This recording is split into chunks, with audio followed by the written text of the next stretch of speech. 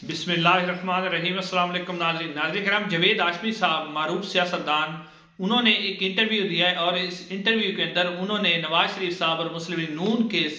जो पोल है वो खोल के रख दिया है कि असल में नून लीग और नवाज शरीफ साहब की डील क्या है।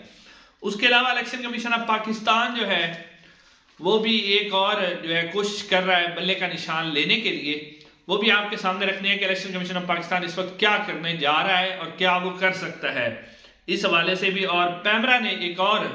नया नोटिफिकेशन जारी किया टीवी चैनल्स के लिए, वो भी आपके सामने रखते हैं।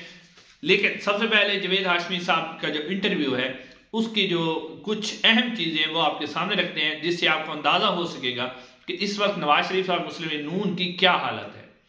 नाज़रीन, जवेद हाशमी साहब ने एक इंटरव्यू दिया, उन्होंने कहा कि मुझे इमरान खान जाती तौर पे पसंद नहीं है, यानी मैं उनको पसंद नहीं करता, लेकिन मैं झूठ नहीं बोलूंगा, मैं सच बोलूंगा। और सच उन्होंने ये बोला कि मकबूलियत इस वक्त इमरान खान की है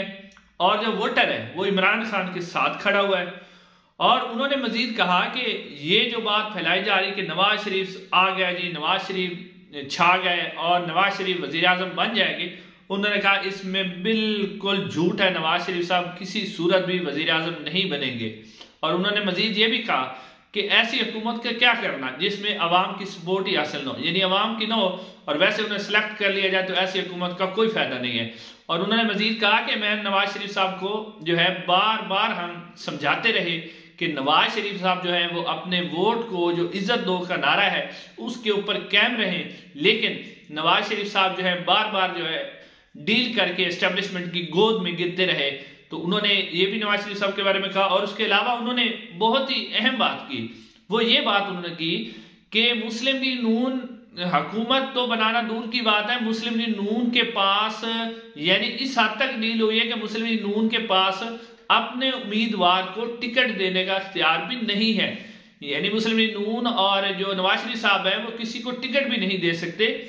इस हवाले से भी जो टिकट दिया जाता है वो कहीं और से, यानी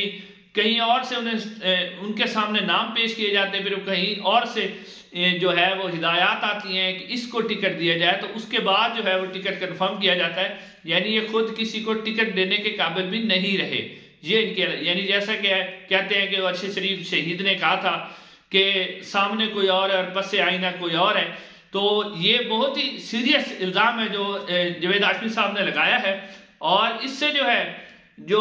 नवाज शरीफ साहब के लाडला होने की छाप थी उसको मजीद उन्होंने पक्का कर दिया है और उसके ऊपर एक और स्टैंप लगा दी कि नवाज शरीफ साहब वाकई लाडले हैं। और नवाज शरीफ साहब जो हैं वो किस तरह अपने जो वोट को इज्जत दो का नारा छोड़ के तो अब किसी की गोद में बैठकर और किसी और के घोड़े पर सवार होकर हुकूमत बनाना चाहते हैं। नाज़रीन कराम, मुस्लिम लीग नून की जो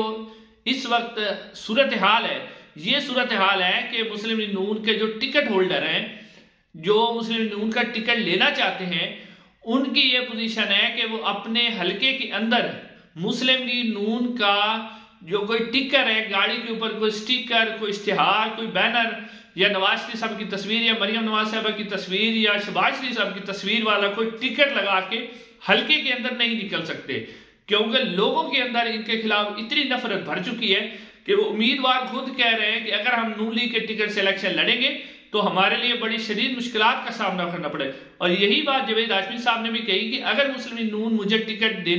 दे भी सही मुल्तान में से, तो मैं टिकट नहीं लूंगा, बल्कि मैं आजाद हैसियत से इलेक्शन लड़ूंगा। तो उनकी इस बात को बिल्कुल तकवीत मिलती है कि मुस्लिम लीग नून के जो टिकट होल्डर है इस वक्त वो हल्के के अंदर कैंपेन नहीं कर रहे। अगर कोई निकल रहे हैं तो वो यही कह रहे हैं कि हम आजाद हैसियत से इलेक्शन लड़ेंगे। नून लीग का टिकट जो है, जो कह रहे थे कि टिकट टिकट टिकट, और इनके टिकट लेने वाला भी कोई नहीं है, मॉडल टाउन भी खाली पड़ा हुआ, कोई टिकट की एप्लीकेशन नहीं आ रही। अब नाज़रीन, उसके अलावा जो दूसरी खबर है वो है जी इलेक्शन कमीशन ऑफ पाकिस्तान के हवाले से कि वो जिस तरह पहले जितने भी उसने फैसले दिए चीफ इलेक्शन कमीशन ने, इसके अंदर सुल्तान राजा साहब ने, वो सारे के सारे जो हैं वो पाकिस्तान तहरीक इंसाफ के खिलाफ जाते हैं और दूसरी पार्टीज के हक में जाते हैं। तो इसी हवाले से एक और पहले कहा गया कि इलेक्शन करवाओ और इंटर पार्टी इलेक्शन, सबसे पहले तो आप ये देखें कि 2 महीने तक जो है फैसला एक महफूज रखा गया इलेक्शन कमीशन ऑफ पाकिस्तान की तरफ से। कोई मंतक नहीं बनती कि 2 महीने तक जो है एक फैसले को महफूज रखा जाए और उसके बाद सुनाया जाए कि आप इंटर पार्टी इलेक्शन करवाएं। यानी पहले ये किया गया, उसके बाद क्योंकि इसलिए लेट फैसला दिया गया ताकि इलेक्शन का शेड्यूल आ जाए और पाकिस्तान तहरीक इंसाफ को टाइम कम मिले, और कम मिलने के बाद जो है उनका बल्ले का निशान ले लिया जाए। तो अब जनाब जब उन्होंने इंटर पार्टी इलेक्शन करवा दिए तो ये इंटर पार्टी इलेक्शन हर पार्टी में इस तरह ही होते हैं जैसे शहबाज शरीफ, नवाज शरीफ सब मुंतखब होते हैं। अब इसके ऊपर क्या किया गया कि अकबर एस बाबर को लॉन्च किया गया। अकबर एस बाबर जो कि 13 साल तक खामोश रहे, ना वो पाकिस्तान तहरीक इंसाफ के मेंबर है, उन्हें पाकिस्तान तहरीक इंसाफ से निकाल दिया गया, उनको कोई ख्याल नहीं आया और वो जनाब यकदम से आए और उन्होंने आके जो इंटर पार्टी इलेक्शन है उनको आके चैलेंज कर दिया। अब ये क्यों चैलेंज किया गया है? ये इसलिए चैलेंज किया गया है कि पहले तो कहा जा रहा था कि पाकिस्तान तहरीक इंसाफ को इलेक्शन में हिस्सा लेने की इजाजत दी जाएगी, लेकिन इमरान खान साहब ने जो साइफर ट्रायल के दौरान मीडिया से जो बात की है, उनकी वो जो बात थी उसने आग लगा दी है। इस वक्त जंगल की आग की तरह फैली हुई है, जो लोग हैं उनकी जलन और बढ़ गई है और उन्होंने मजीद सख्ती कर दी है कि अब तो पीटीआई को इलेक्शन लड़ने ही नहीं देना, अब उनका बल्ले का निशान वापस लेना है। तो अब इसलिए अकबर एस बाबर साहब ने जनाब दरखास्त दे दी है, जो कि पीटीआई की मेंबर ही नहीं है, लेकिन उनकी दरखास्त आ गई है। इलेक्शन कमीशन ये सुनेगा भी सही और जो है मुतविका तौर पर यानी कि आप कह सकते हैं कि 99% चांस है कि election commission of Pakistan inter party election को कलअदम करा देगा और फिर ये फैसला करेगा कि बल्ले का निशान जो है पाकिस्तान तहरीक इंसाफ को नहीं मिलेगा। यानी ये तकरीबन आप समझ लें कि ये 100% कन्फर्म है। उसके बाद नाज़रीन अब पैमरा ने एक और नोटिफिकेशन जारी किया है टीवी चैनल के। उन्होंने कहा कि तमाम टीवी चैनल जो हैं, यानी बड़ा अजीब किस्म का नोटिफिकेशन है कि तमाम टीवी चैनल जो है कोई भी ऐसा मवाद नशर नहीं करेंगे जिसमें यानी ये कहा जाए इलेक्शन के हवाले से कोई ये कहा जाए, तासुर दिया जाए कि इलेक्शन जो है साफ और शफाफ नहीं होंगे बल्कि उनके अंदर धांधली होगी। इस किस्म का कोई भी मवाद नशर नहीं किया जाएगा और जो है सिर्फ ये कहा जाए कि पाकिस्तान के अंदर जो इलेक्शन है वो साफ और शफाफ होंगे बगैर इमरान खान और बगैर पाकिस्तान तहरीक इंसाफ के, और कोई बंदा उनके ऊपर तनकीद ना करे बल्कि ये कहे कि इलेक्शन बिल्कुल साफ और शफाफ हुए और जो इलेक्शन के अब इंतजाम हो रहे हैं वो भी साफ और शफाफ है, वोटर लिस्टों के अंदर जो तब्दीली हो रही है वो भी साफ और शफाफ है। यानी मीडिया अब इलेक्शन के ऊपर बात कर ही नहीं सकता, अगर करेगा तो उसके खिलाफ कार्रवाई होगी। नाज़रीन अब सीधी तरह करे ना